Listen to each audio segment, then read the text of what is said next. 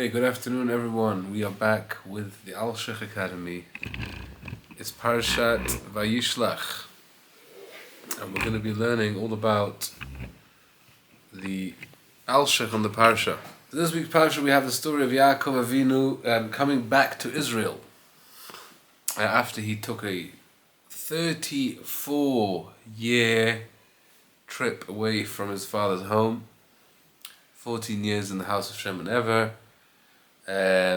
20 years in the house of Lavan, and it's time to come home, but he's afraid of Esav. Now this whole story of him being afraid of Esav is a very interesting story, what his methods were to deal with the Esav threat, and how he proceeded with the whole situation. So we're going to go through the Psukim, B'ezrat Hashem, and Rabbi Moshe will teach us, as he always does, beautiful Torah between the lines, beautiful Dvar Torah's explanations. B'ezrat Hashem, Nasev Natzliach. May we merit to understand the beautiful Torah in the Zchut of the Holy Tzaddik, Rabbi Moshe Alshich. Okay. Says the pasuk, Vayishlach Yaakov malachim lefanav. Yaakov sent angels ahead of him, in front of him, going ahead of him, El Esav Achiv, going to Esav, Artzas Seir Sdei Edom. And we'll see with Psukim later go into exactly what he told him to tell him, and all of that, etc., as we're going to go into soon. But first we need to understand a bunch of questions and observations as to what is going on here. Says Rabbi Moshe, Ra'ui Rashit Lev. We have to pay attention. Al hasvara hayoter mitkabelet. Al pi ha'chreichiot hayaduim. Shehayu malachim mamash. So we know that malachim, the word malachim in Hebrew can mean angels, but it can also mean messengers. So it's not clear 100% that we're talking about angels, maybe we're talking about messengers, but there are some explanations, some commentaries that say that. But Rav Moshe is saying, I'm not even going to go into proving why it's angels. If you look into other commentaries, they go into detailed proving why it has to be that these angels were actually malachim, to be translated as angels. But this is obvious, says Rav Moshe. So, but now that we know that malachim in this case is angels, and as Rashi says malachim, Rashi adds one word, mamash. Malachim mamash.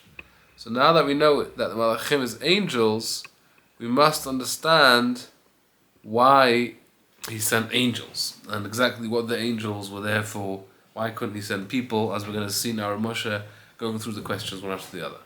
So Aleph, the first question is Lama Bachar Bahem Miban Hashem. First of all, we need to understand why choose angels over people. Usually when people need to do things, we get our fellow humans to do things for us. People that we have at our disposal. Yaakov had many slaves, many servants. He was a rich man. He had many people to do the job for him. Why use angels? Number two, Ki Allah davar kasher l'shtamesh l'tzorko. So first the question is, what was his reasoning to use the angels? But besides that, is actually actually it's worrying. It just doesn't seem right to use angels for personal purposes, for personal gain. Right? Angels obviously are Hashem's messengers. We can't just use angels whenever we need them. Number three, Omro lefanav. The pasuk says Yaakov sent angels lefanav. Obviously, he was heading towards Eretz Israel and he was going to go past Esav.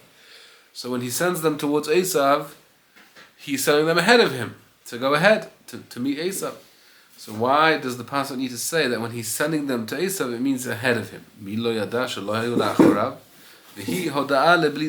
To mention that they were going ahead is unnecessary. Yesh Shamru. There are those who explain, this is actually an explanation in the Midrash, that says, Vayishlach Yaakov malachim lefanav. He sent the angels that are lefanav, the angels that he had in front of him. Imkenu hayar meharui lamar milefanav. If it's talking about angels, it should say milefanav. He sent angels from those that are in front of him, or he sent them from in front of him to go elsewhere. So the grammar doesn't seem to support this idea. Number 4, Amro el Esav achiv. He's sending them to Esav, his brother. We know Esav is his brother. This is not the first time we met these two characters. Milo yedaki achiv. Do we not know that Esav is his brother? Number 5, Saimo hamakomot artzas seir sedei Edom. Why does he need to mention where Esav is, or where Esav is based? He could just say he sent his messages to Esav. Why is the coordinates of Esav's dwelling important to what the pasuk is telling us? Vav, number 6, Amra vayitzav otam limor. So now we're going to go into the next pasuk, the second pasuk of the parasha, which goes into detail describing what Yaakov's message was with the angels, and exactly what wording he used. So it says, "Vayitzav otam limor." He told them, he commanded them to say the following: "Ki achrei amro baheretev ko tomrun ko amar lama makdim milat lemor." So this is obviously Rabbi Moshe's main question that comes across almost in every parasha. That lemor means to repeat. So here it actually is true that they were supposed to repeat these words to Esav. But in fact, it already says later on in the pasuk, this is what you should say. So it says, "Vayitzav otam lemor." He told them lemor to repeat the following: Ko tomrun. You should say the following. Ladoni Esav. So again, he's telling them to say the following: Ko amar avdecha Yaakov. The following after your slave Yaakov said. So we've got 3 introductory mentions of telling him to tell them to tell him that he told them. It seems to be obviously got to be somebody saying something, and it seems to be that the message already begins earlier on, and he's telling him to tell all of this, and we'll see why all of this is included in the actual message they were telling him. He seems to be telling them. It says Vayitzav otam lemor. He told them to say. Then it says Ko tomrun. So the following you should say. So the two of them are not necessary. Very interesting pshat. We're going to see soon later on, Bezrat Hashem, how Rabbi Moshe understands exactly what was included in the wording that they told Esav. Number 7, Ma inyan omro im Lavan garti, ki lo ne'elam mimeno. Esav knew that he was in Lavan's house. As we mentioned last week, that right from the beginning, it wasn't a secret that Yaakov was going to Lavan's house. So why is this part of the announcement he's making? He's not telling him information. So what is he telling him? What message? What point is he trying to get across by the fact that he was living with Esav, with Lavan? So Rashi actually says 2 explanations. Rashi says either Lavan garati, I was living, like crashing at Lavan's house. I don't own any real estate. I don't have my own house. I've been lodging in Lavan's house until now. Another explanation, Rashi says from the Midrash, that garati is the gematria of 613, which means that I always kept the mitzvot. So you should know that I have merits on my side. So you should be afraid to mess with me. But Rabbi Moshe is obviously going to tell us a different angle, because there's obviously something that Yaakov is trying to tell Esav with this. Number 8, Amrav va'echar ad ata. He's saying, I was living with Lavan, and I tarried, I stayed there until now. Why is that part of the, what is he trying to say there? V'chen Amrav va'hi li shor v'chamor. What does he mean when he tells him in the next pasuk, I have a donkey, a bull, sheep, slaves? What's his point of saying that? And number 2, okay, so he wants to tell him, he's actually, what's the whole general theme of what Yaakov is telling Esav here is obviously words of appeasement. So if you're trying to appease Esav with the fact that he didn't steal the brachot, and the brachot aren't being fulfilled in Yaakov, then don't tell him that you have great wealth in all this cattle and sheep and slaves and servants. You should be trying to conceal from him the fact that you have great wealth. That's what the next question in Rosh says is numbers tet. How is this going to help limtzochen beinav to find favor in his eyes? This is only going to cause an opposite effect. He'll be jealous. He'll say that all of this is stolen through by him stealing the blessings. Yud Omro vayashuvu hamalachim ki Omro el Yaakov hu miutar. If we look into pasuk Zion, the fourth pasuk in the parasha, it says that Yaakov sent the angels and he gave them the message to say to Esav, vayashuvu hamalachim, the angels returned. But the pasuk doesn't just say the angels returned; it says the angels returned to Yaakov. Why is it necessary to point out that they returned to Yaakov? Obviously, they returned to Yaakov.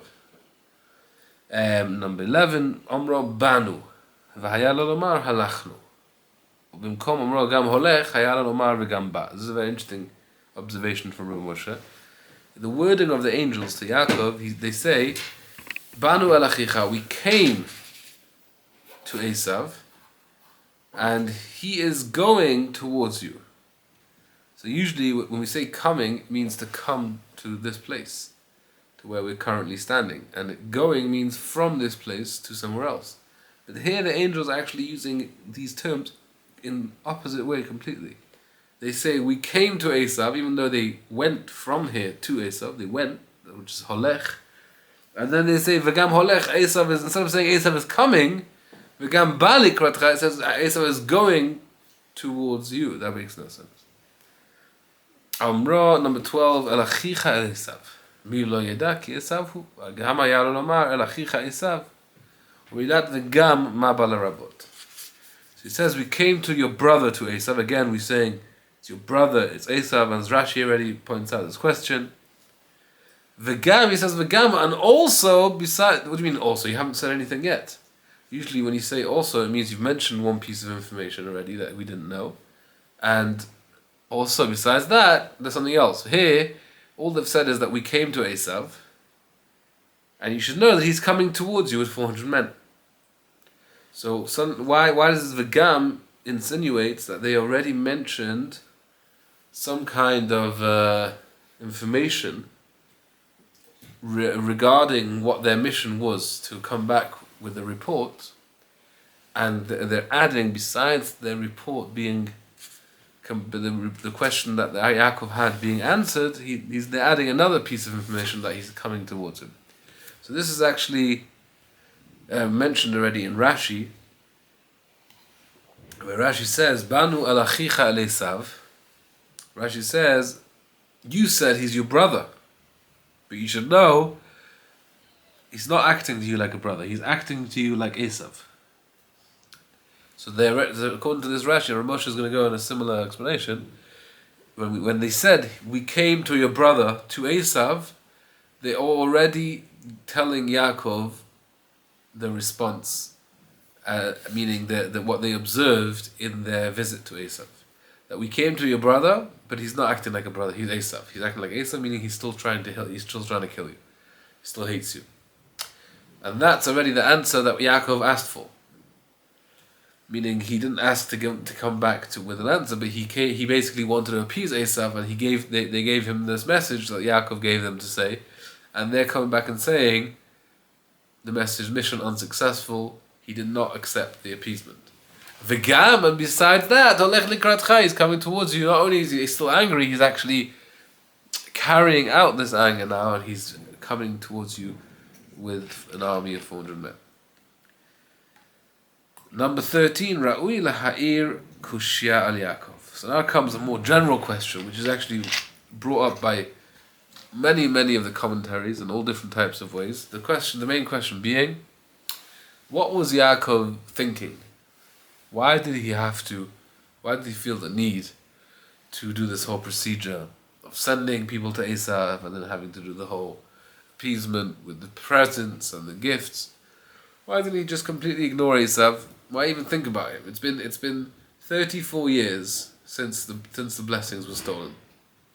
Why don't you just assume that Esav has now moved on to bigger, better things? He's busy trying to establish his regime in Seir. He's got his Edom. He's got his situation going on. Why even mention the fact that you're coming back to town?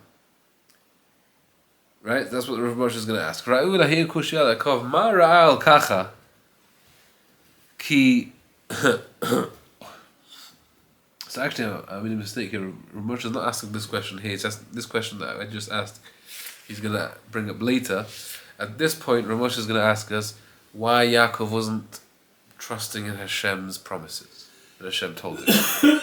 Ma ra'al kacha ki charad kol hacharada hazot. Why was he so scared of Esav at all? Va'ana azav kol avtachotav yitbarach she'evticho. Why did Yaakov feel that he didn't have the security of all of the blessings and the promises that Hashem promised him in the past? Right? We know on the way, this is the beginning of last parasha, in Yaakov Avinu's dream, in the Har Moriah, Hashem came to him and promised him, I am going to be with you, and I'm going to save you from Esav, save you from any enemies, and be with you until you come back to the land, and it's all going to be good. So why is Yaakov suddenly worrying? And we know that Rashi asks the question as well. What does Rashi say? Rashi addresses the question when Yaakov begins praying to Hashem, and he says, I have become small, I have become an unworthy because of all the good you have given me. And Rashi explains, based on the Gemara in Shabbat, that I'm afraid that since after this time that you promised me all these promises, I have become sullied with sin. I have become dirtied and unworthy of all of this promises being carried out. So that's what Rashi explains was the worry. But it seems to be that Hashem's promises shouldn't be dependent on sin, and it should be Yaakov should have more bitachon. The Gam kushya ala malachim. So Rashi said that Rabbi Moshe is asking that the angels, at least they should have known better than Yaakov. Yaakov, at the end of the day, is human.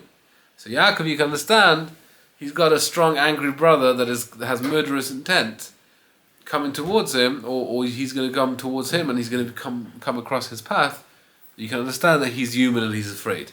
But aren't the angels godly? Do they not have to realize that Hashem is on Yaakov's side? So why didn't they tell him, Sir Yaakov, I appreciate you giving me this mission, but do you not believe in the Lord? Do you not remember what he promised you 34 years ago?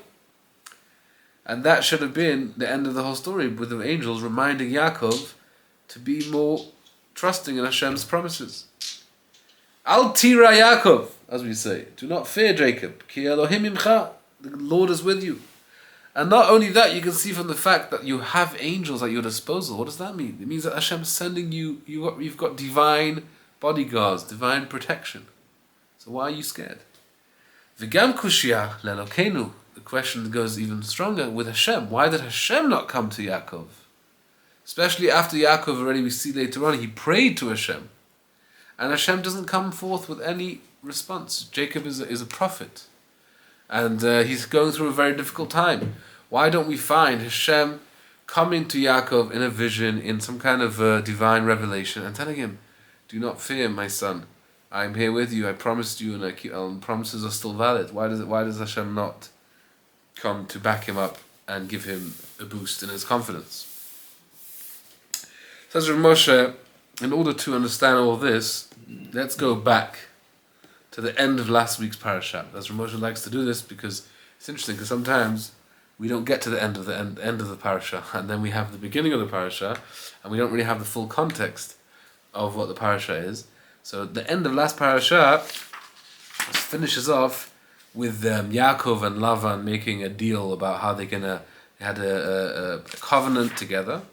That discussion ends, and then it says Yaakov headed out on his way. But Yaakov halach ledarko. After that meeting with Lavan, they parted ways, and Yaakov went on his way. Vayifg'u bo malachei Elohim, and godly angels happened upon him. They crossed paths, him and the angels. Vayomer Yaakov kasher ra'ah, when Yaakov saw these angels, he said, Machanei Elohim zeh. This is a camp of godly angels. Vayikra Shem hamakom hahu Machanayim. He called this place Machanayim, which means the place of camps, the place of two camps. Instead of Machaneh, it's Machanayim. And as Rashi there says, who were these angels? These angels were the Eretz Yisrael angels, because we already know from last week's parasha that Yaakov Avinu has angels guarding him, but the different angels, there's the Eretz Yisrael angels, they don't like leaving Eretz Yisrael. They are strictly Eretz Yisrael angels. They don't take the tumah of Chutz La'aretz. And then there's the Chutz La'aretz angels, and those were the angels according to the Midrash that went up and down the ladder. But where was that? That was by Hara Moriah, in the gateway to heaven. They came up and down there.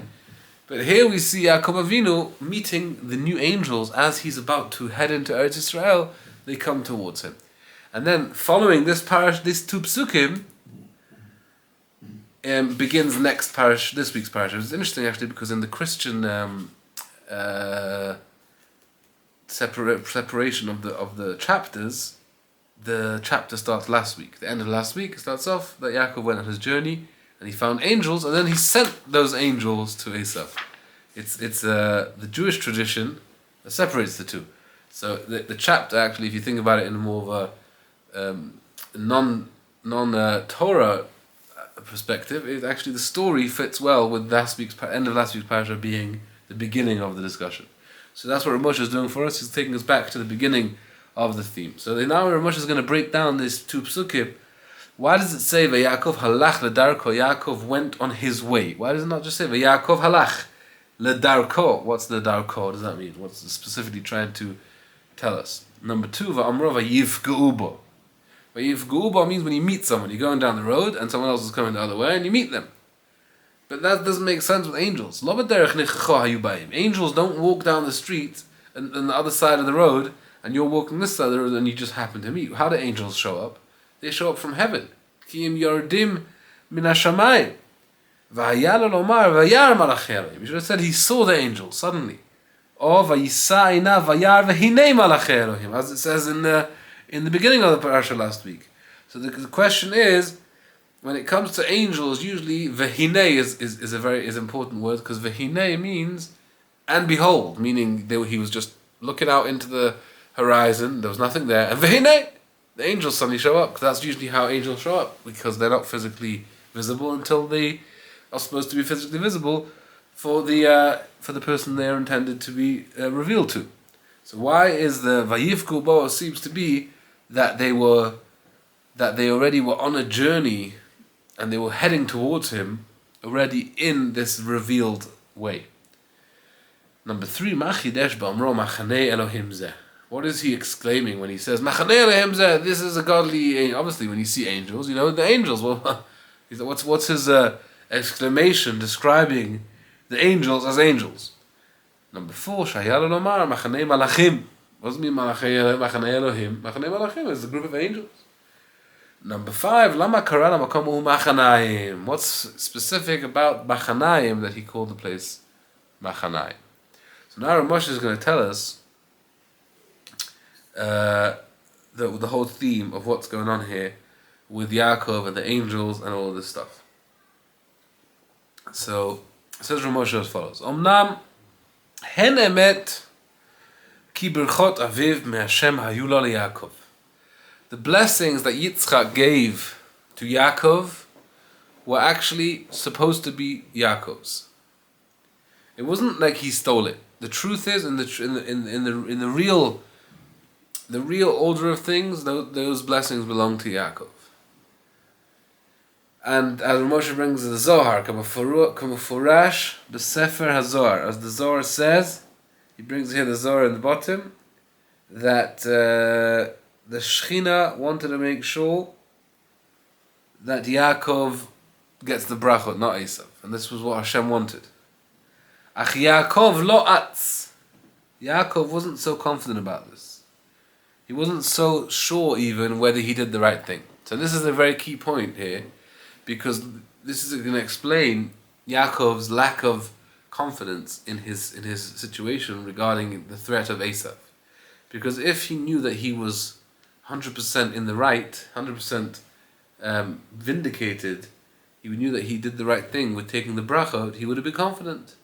But he wasn't so sure himself. He thought, maybe after all, I stole the blessings, and I'm actually not deserving to be completely exonerated from Esav's wrath. Maybe Esav's wrath is becoming to me. Therefore, he said, Ulai gnuvot hayu imo. Maybe the blessings are stolen. And he said, the best I can do at least is to try and appease Esav.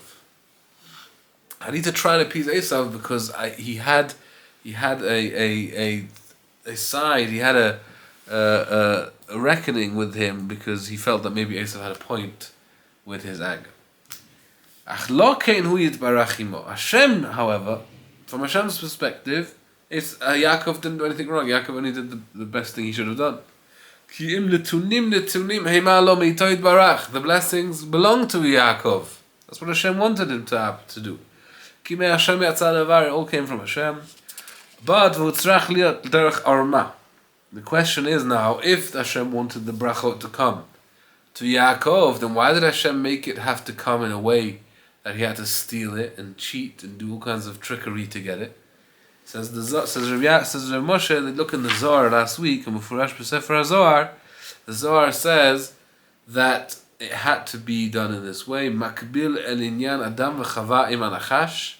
This is the same way the Zohar is telling us that the same way that the Nachash, who we know the Nachash is the Samach Mem, the evil forces, which Esav was the embodiment of. We know that later on in the parasha, the fight between Yaakov and the angel is actually the angel of Esav, which is the Samach Mem.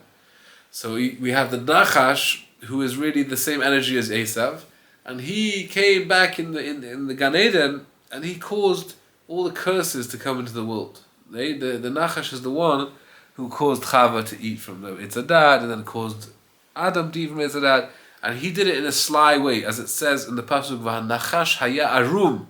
He was sly. He was a trickster, and he managed to convince Chava by saying you shouldn't touch it, you shouldn't do this, shouldn't do that. He basically played around with her mind, and that's why the Zohar says that because all of the curses in the world came through the Nachash, and he did that in ways of trickery, Hashem wanted that in no way, shape or form should Esav get blessings from Hashem through Yitzchak, and Esav should be now given the protective bubble of blessings, a blessing space to exist in, even after he was the one, or his Nachash energy was the one to bring down the curses in the world. So Hashem said, no, Yaakov is going to be the one that's going to be exonerated and given protection, a cocoon of blessing protection in this world that is wrought with curses after the Nachash has done that. And that's why it had to be done with trickery to reverse the Nachash trickery and to act as an antidote to that. So that's the Zohar that Rabbi Moshe is quoting. So at least what the point Rabbi Moshe is making is that the blessings really were Yaakov's and they were truly his, and there was nothing that he had to worry about, but he just didn't know that. He didn't know that he was actually in the clear. So now, Hashem wanted to show him that. Hashem wanted to show him that he's doing good. So that's what Hashem did here with these angels. So now Rav Moshe is going to point out how unique the story is, that the last two psukim in last parasha, how important the details of that story is to point out the greatness of the event. When Yaakov came back to Eretz Yisrael, kibdo yitbarach kavod gadol al yidei malachav. Hashem sent his angels down in order to give Yaakov great honor. Mashallah na'aselo.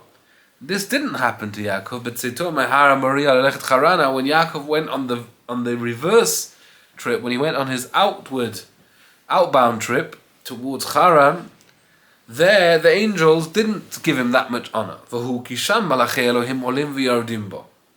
What were those angels? As we mentioned, they were angels that were accompanying him in Eretz Yisrael, went up to go back to the heavens, and new angels came down to accompany him in Chutz La'aretz. Now, when he's returning to Eretz Yisrael, there was two things that happened, says Rav Moshe, that was more unique and more special VIP service than he got on the way out. First of all, Yatz'u Lakbil Panav Malachei Eretz Yisrael Terem Yistalku Aba'im Imo. The new angels came before the old angels left. Ba'ofen Shaya Kavod Kaful. There was a double measure of VIP honor given to Yaakov. Achad, number one, Shemalachei Eretz Yisrael Yatzu Chutz La'aretz Lechvodo.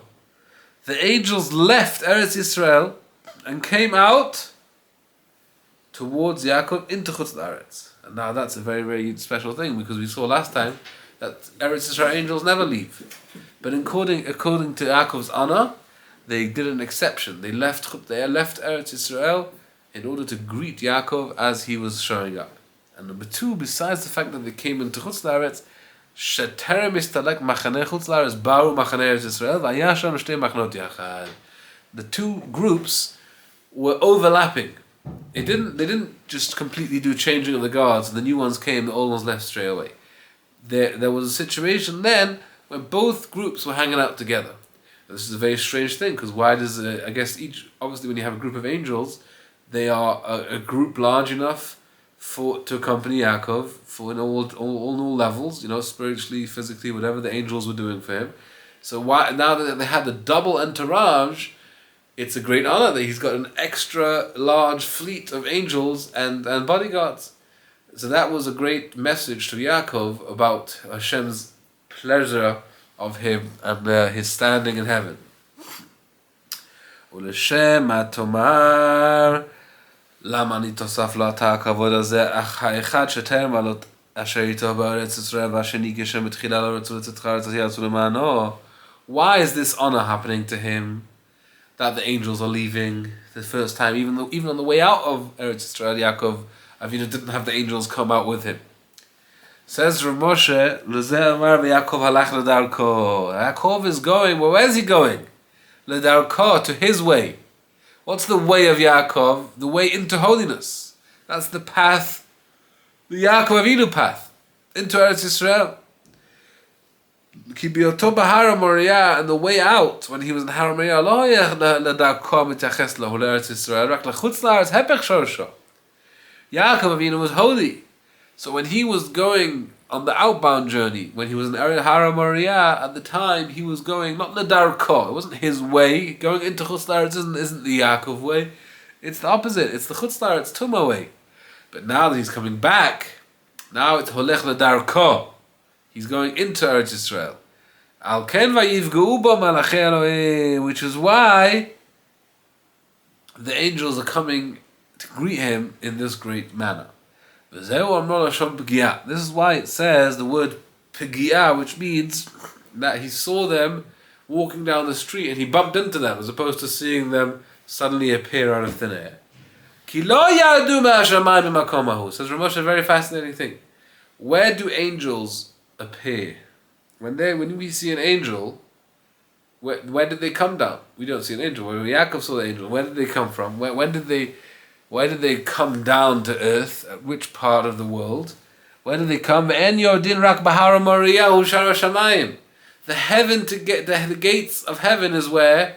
In Har HaMoriah. That's where all the prayers go up and all the angels go up and all the angels go down. It's like the elevator coming down, up and down from earth to heaven.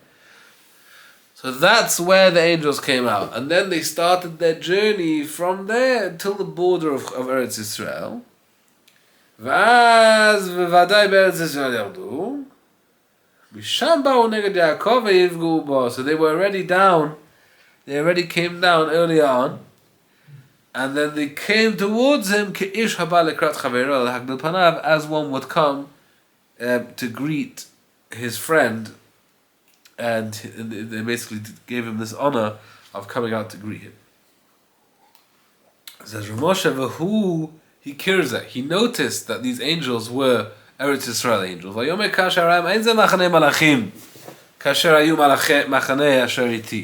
So Jacob had angels with him until then, but those angels were Chutz La'aretz angels. They weren't Malachei Elohim. They were just Malachim. So when Yaakov saw them, he said, Malachei Machanei Elohim zeh. These are Eretz Israel angels. Wow, they're coming out towards me in Chutz La'aretz to greet me. This is beautiful. And he's saying, why is this called Rabbi Moshe? Why is Machanei Elohim referred to Eretz Israel angels? Machanei Merkava Miyuchadim Le'Elohim. The angels of Eretz Israel are the chariot of Hashem's revelation, which is Eretz Israel. And that's why he's calling them Malachei Elohim. The Hem Malachei Eretz Israel Be'etzem, they're actually holy angels. Who come at Mia? And he's wondering to himself, how did these angels come out to Chutz La'aretz before I've crossed over the Yabok crossing, that which is in the entrance to Eretz Israel? That's one wonder. That's one wonder that he has. Another wonder is, why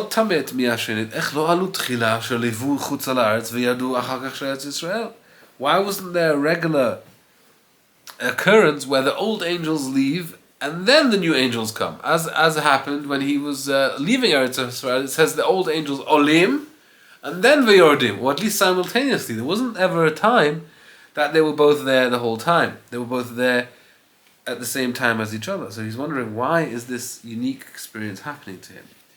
Okay, that's why Vayikran Makomahu Machanaim. He was so impressed by this experience of having holy Eretz Israel angels come out to him to Chutz La'aretz, as well as having two groups of angels simultaneously with him at the same time. He therefore called the place Machanai. What does Machanai mean? The double Machanai of angels, two Machanai of angels, and which is what this is that special unique. So we'll leave it here, Bezrat Hashem, and we'll continue next time.